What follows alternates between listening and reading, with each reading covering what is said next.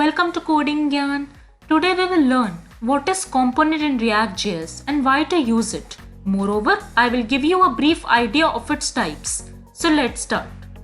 Components का concept introduce होने से पहले ये होता था कि अगर किसी डेवलपर ने कोई सिंगल पेज एप्लीकेशन क्रिएट करा और उसके लिए उसने thousands of lines of code लिखे और फॉर एग्जांपल अगर उस एप्लीकेशन के अंदर कोई एरर आ रहा है तो उस एरर को चेक करने के लिए मैन्युअली सारे एप्लीकेशन को चेक करना पड़ता था, यानी कि thousands of lines of code को मैन्युअली चेक करना पड़ता था, जो कि बहुत ही बड़ा इशू था। इसीलिए कंपोनेंट का कंसेप्ट इंट्रोड्यूस हुआ था। कंपोनेंट बेस्ड अप्रोच में ये होता है कि किसी भी बड़े एप्लीकेशन को हम एक small logical group of code में डिवाइड कर देते हैं और उस small logical group of code को ही कंपोनेंट्स कहते हैं। कंपोनेंट को हम कोर बिल्डिंग ब्लॉक भी कह सकते हैं रिएक्ट एप्लीकेशन का, क्योंकि क्या कर देता है वो एक यूआई को मैनेज करने का जो टास्क होता है ना सबसे बड़ा, वो काम को वो आसान कर देता है। जैसे कि अगर आपने कोई वेबसाइट बनाई और उसके अंदर आपका एक नैप बार है, ठीक है, और उसके बाद आपका कोई इमेजेस का कंटेंट है, कुछ पैराग्राफ का टैग कंटेंट है, तो आप क्या करोगे? कंपोनेंट बेस्ड अप्रोच क्या कहेगा, वो नैप बार का एक अलग से कंपोनेंट बना देगा, सिमिलरली इमेज रेंडरिंग का एक अलग कंपोनेंट बना देगा और बाकी का जो पैराग्राफ कंटेंट है उसका अलग कंपोनेंट बना देगा। तो इससे क्या फायदा हुआ, हमारा जो एक बड़ा सा एप्लीकेशन है उसको हमने एक स्मॉल ग्रुप ऑफ कोड्स में डिवाइड कर दिया। जब भी एक एप्लीकेशन को आप मल्टीपल कंपोनेंट्स में डिवाइड करते हो तो ये कंपोनेंट्स इंडिपेंडेंटली वर्क करते हैं एक दूसरे से, और एंड में क्या होता है, आप इन सबको एक पेरेंट कंपोनेंट के अंदर मर्ज कर देते हो और आपका एप्लीकेशन अच्छे से वर्क करता है। अब हम जब इम्प्लीमेंट करके इसको एडिटर के अंदर देखेंगे तो आपको अच्छे से कंपोनेंट्स के बारे में समझ में आएगा। चलिए स्टार्ट करते हैं। index.js फाइल के अंदर react dom.render मेथड के अंदर मैंने एक हेडिंग एलिमेंट को पास करा।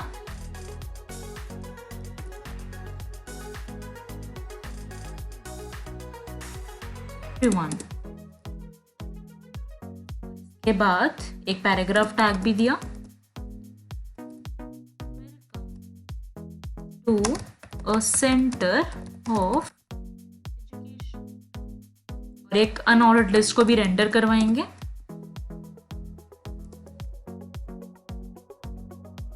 सिग्मा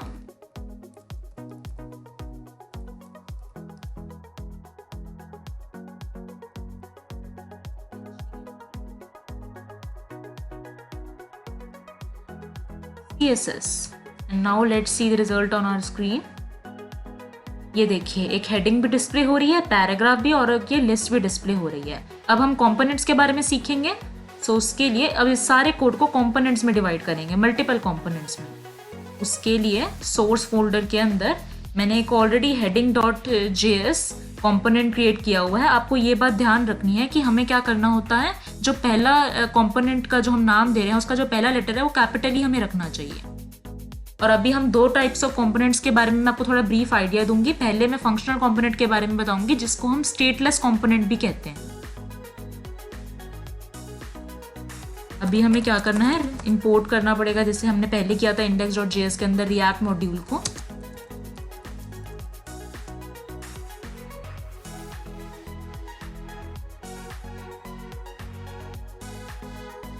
यहाँ पर फंक्शन दिया और इसके बाद हमें क्या करना होता है, जो हमने कंपोनेंट का नाम दिया ना वही हमें यहाँ पर पास करना होता है, यानी कि हेडिंग।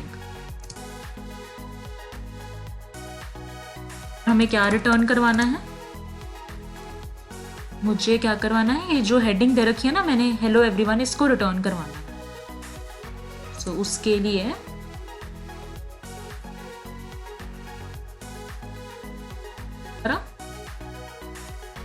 एंड देन इसको यहाँ पर पेस्ट कर दिया। यहाँ से हटा देंगे अब हेडिंग को। और अब क्या करना है, अब इसको हमें index.js फाइल के अंदर इस कंपोनेंट को भेजना भी तो है ना, यानी कि हमें एक्सपोर्ट करना होगा। और बाय डिफॉल्ट यहाँ पर एक ही है कंपोनेंट जिसको हम कर रहे हैं, एक्सपोर्ट डिफॉल्ट हेडिंग। और एक बात याद रखनी है कि यहाँ पर हमें पेरेंथेसिस नहीं पास करने साथ में, क्योंकि हम एक फंक्शन को नहीं, एक कंपोनेंट को यहाँ पर एक्सपोर्ट कर रहे हैं।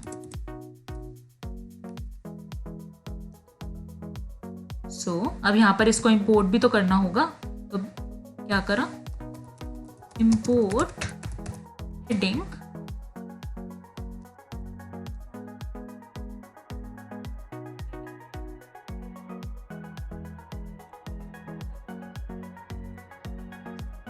दिया। ऐसे भी लिख सकते हैं या हम क्या करेंगे, यहीं पर ही क्लोजिंग ब्रैकेट दे देंगे। क्लोजिंग मतलब मैंने यहाँ पर आप देख ही सकते हैं क्या दिया है।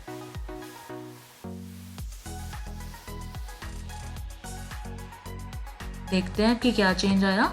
ये देखिए अभी भी हेडिंग वैसे ही डिस्प्ले हो रही है जैसे पहले हो रही थी, बस अब काम आसान हो गया कि हमने एक कंपोनेंट के अंदर उस हेडिंग को पास कर दिया।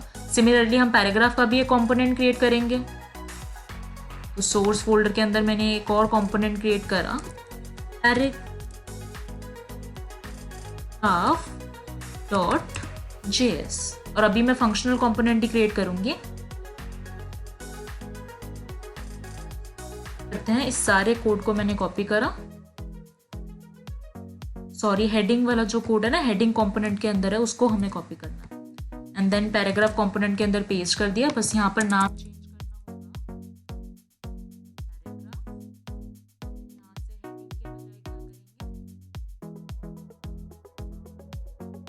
को कॉपी करा और यहाँ से कट कर दिया एंड देन यहाँ पर पेस्ट करा और यहाँ पर एक्सपोर्ट डिफॉल्ट पैराग्राफ। अब यहाँ पर इसको इंपोर्ट भी कर लेंगे, इंपोर्ट पैराग्राफ फ्रॉम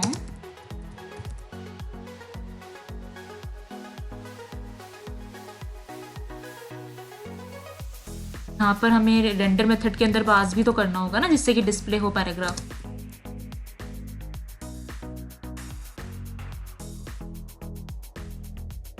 ये देखिए अभी भी क्या हो रहा है, वैसे ही welcome to centre of education यानी कि पैराग्राफ शो हो रहा है जैसे पहले हो रहा था। सिमिलरली इस लिस्ट का भी एक बना लेंगे कंपोनेंट।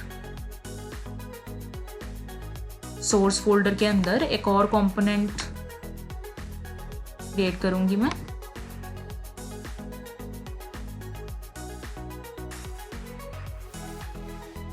list.js एंड यहाँ से सारा कोड कॉपी करा, यहाँ पेस्ट कर दिया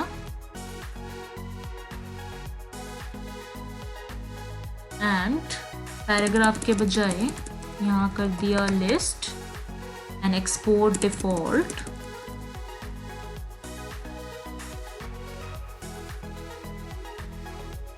index.js के अंदर गए,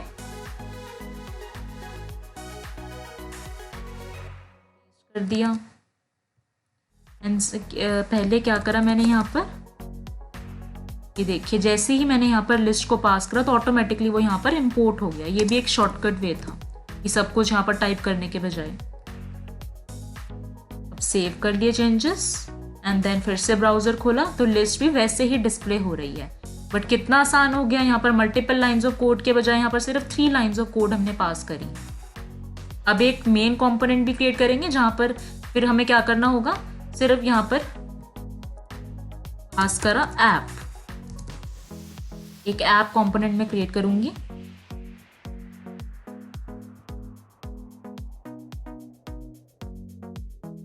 app.js ये कॉपी करा, यहाँ पर पेस्ट करा,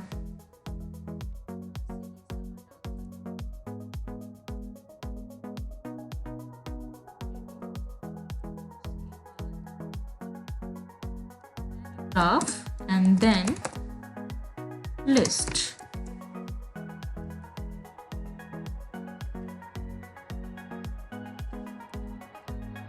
app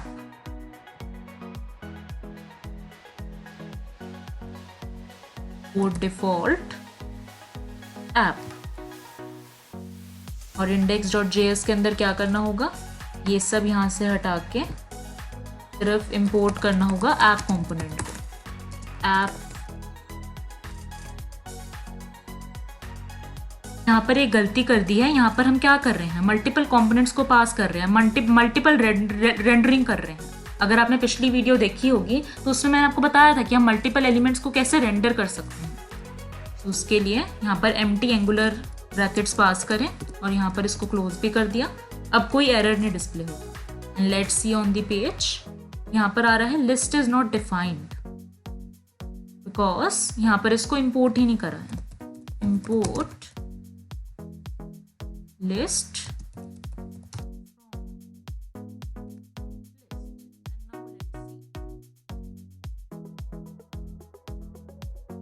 देखिए heading, paragraph and the list. और क्या कर दिया मैंने, जैसे मैंने आपको भी वीडियो की स्टार्टिंग में भी बताया था, एक मेन कंपोनेंट क्रिएट करा, उसके अंदर मैंने मल्टीपल कंपोनेंट्स को पास करा है, जो कि आप देख सकते हैं यहाँ पर क्रिएट करे हैं, list.js, paragraph.js, heading.js। और अब index.js फाइल के अंदर कितना आसान हो गया, सिर्फ एक लाइन ऑफ कोड, यानी कि हमें एक ऐप कंपोनेंट को ही सिर्फ पास करना पड़ रहा है। और पहले हमारा कितना काम बढ़ रहा था, कितनी मल्टीपल लाइन्स ऑफ कोड हमें पास करनी पड़ रही है। तो अभी मैंने आपको फंक्शनल कंपोनेंट्स के बारे में बताया है, जो थोड़ा सा ब्रीफ आइडिया ही दिया है, यानी कि स्टेटलेस कंपोनेंट्स, जिनके अंदर कोई स्टेट नहीं होता। आप टेंशन मत लो, अगली वीडियो में मैं अच्छे से फंक्शनल कंपोनेंट्स के बारे में आपको डिटेल में बताऊंगी। और अभी हम क्या करेंगे, फंक्शनल कंपोनेंट के बजाय क्लास कंपोनेंट की फॉर्म में इस कोड को लिखेंगे। सो उसके लिए करा class list tense react dot print. और हमें ये बात ध्यान रखनी है कि जो क्लास कंपोनेंट्स होते हैं उनके अंदर एक रेंडर मेथड भी होता है। सो रिटर्न से पहले रेंडर मेथड पास करा,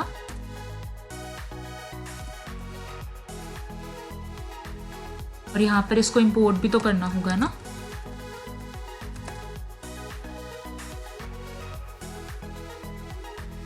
देखते हैं कि हमारे चेंजेस क्या आए हैं पेज पर।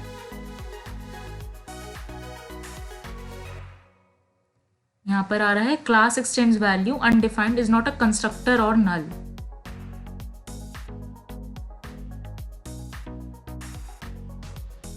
बिकॉज यहां पर मैंने क्या करा है, कोई फंक्शन तो ना यहां पर पास कर रही हूँ, ये पैरेंथेसिस तो यहां से हटाने होंगे ना।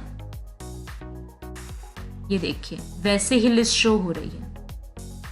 हम ऐसे ही बाकी जो कंपोनेंट्स है, पैराग्राफ कंपोनेंट है और जो हेडिंग कंपोनेंट है, उनको भी हम क्लास कंपोनेंट की फॉर्म में कन्वर्ट कर सकते हैं। बट अभी तो मेरे को सिर्फ आपको एक ब्रीफ आइडिया ही देना था कि क्लास कंपोनेंट क्या होता है। एक स्टेटफुल कंपोनेंट होता है जिनके अंदर स्टेट होता है, और फंक्शनल कंपोनेंट क्या होते हैं, स्टेटलेस कंपोनेंट होते हैं जिनके अंदर कोई स्टेट नहीं होता है। अभी मैं ज़्यादा नहीं बताऊंगी, मैं फिर से बोल रही हूँ, इसके ऊपर एक सेपरेट वीडियो बनाऊंगी मैं, फंक्शनल कंपोनेंट के ऊपर भी और क्लास कंपोनेंट के ऊपर भी। So thank you guys, hope so आपको वीडियो अच्छी लगी और आप अच्छे से समझ पाए कि कंपोनेंट्स कितने ज़रूरी होते हैं और उनकी क्या नीड होती है। तो प्लीज़ वीडियो को लाइक करना, शेयर करना और चैनल को ज़रूर सब्सक्राइब करना।